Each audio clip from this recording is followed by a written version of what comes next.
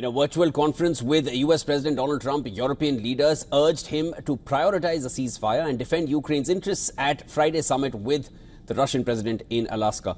Now, they presented a united front, and this included leaders of UK, France, Germany, Italy, Finland and Poland, as well as the EU chief Ursula von der Leyen and NATO chief Mark Rutte, who attended the call with Trump and Vice President J.D. Vance.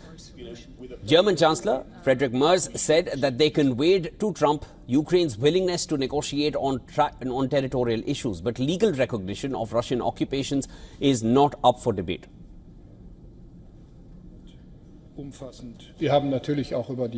Fundamental European and Ukrainian security interests must be safeguarded in Alaska. That was the message we Europeans conveyed to US President Trump today. And I can say that we were in broad agreement both on the assessment of the current situation and on the achievable goal for next Friday. Ukraine is prepared to negotiate on territorial issues. However, the so-called contact line must be the starting point. Legal recognition of Russian occupations is not up for debate. French President Emmanuel Macron revealed that US President Donald Trump expressed determination to secure a ceasefire between Russia and Ukraine during their recent virtual meeting.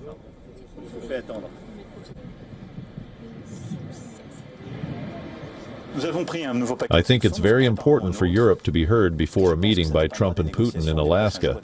I think it's completely natural that the United States of America is meeting Russia. That's quite a good thing to calm the climate, and they have a lot of bilateral matters.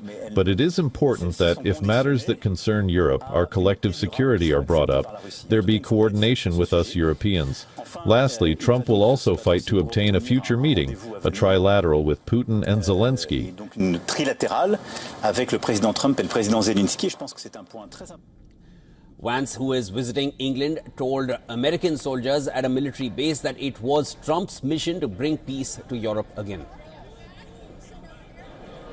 The President of the United States came in 6 months ago, and I just talked to him right before I came on the stage, and he said very simply that we are going to make it our mission as an administration to bring peace to Europe once again. British Prime Minister Keir Starmer announced that a coalition of willing countries has finalized military plans to support Ukraine in the event of a ceasefire with Russia.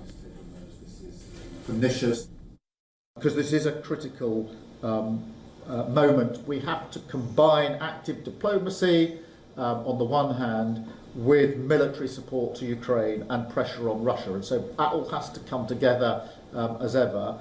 And as Emmanuel has said, and Friedrich has said, the President has agreed to debrief immediately afterwards so that we know what the next steps will be. But we're ready to support this, including through the plans that we've already drawn up to deploy a reassurance force once hostilities have ceased. Polish Prime Minister Donald Tusk hoped that Trump could force Russia into an honest peace. But